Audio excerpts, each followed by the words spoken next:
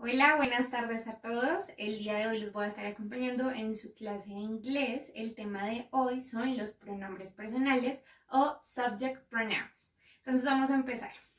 Tenemos pronombres que se usan para singular y para plural o singular and plural. Los de singular son I, que en español es como si dijéramos yo.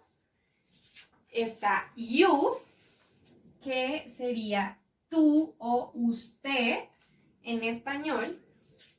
Tenemos she, cuando hablamos de ella.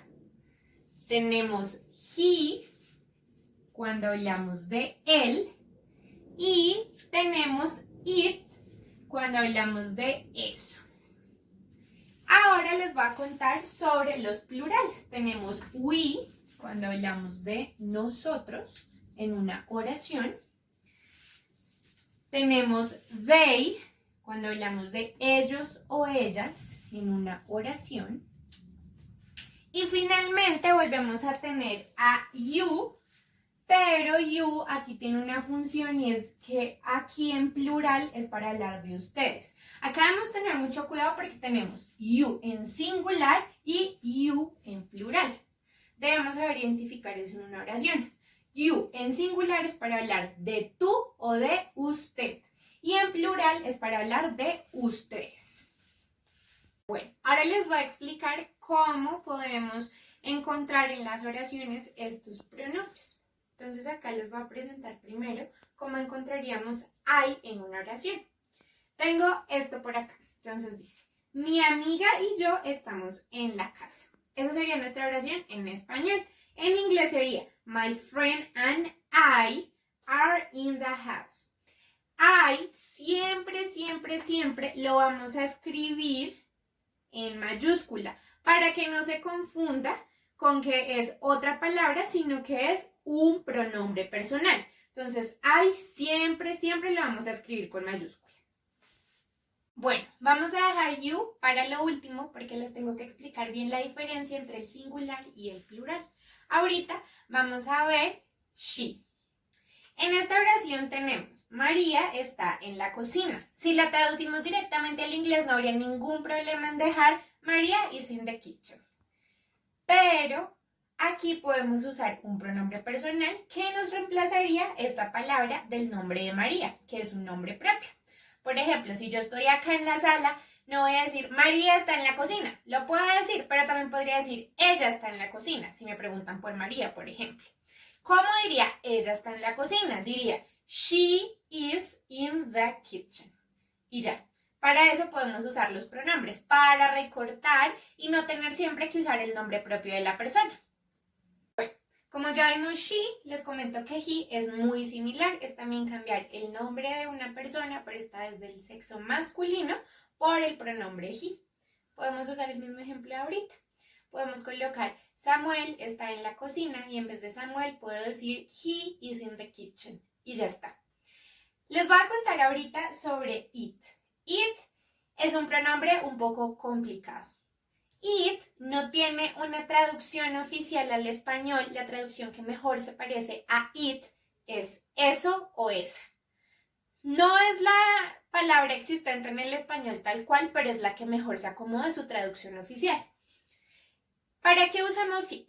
Para hablar de una, porque estamos en singular y singular es cuando estamos hablando de una persona o de un animal, de un objeto o de un lugar.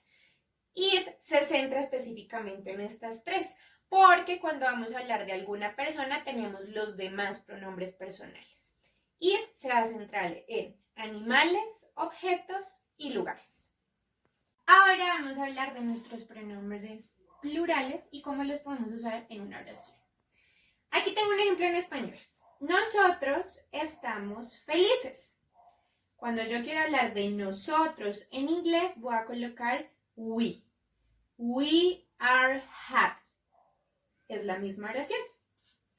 Y cuando quiero hablar de ellos o ellas, puedo hacerlo de la siguiente manera. Miren este ejemplo. Ellos están en la habitación.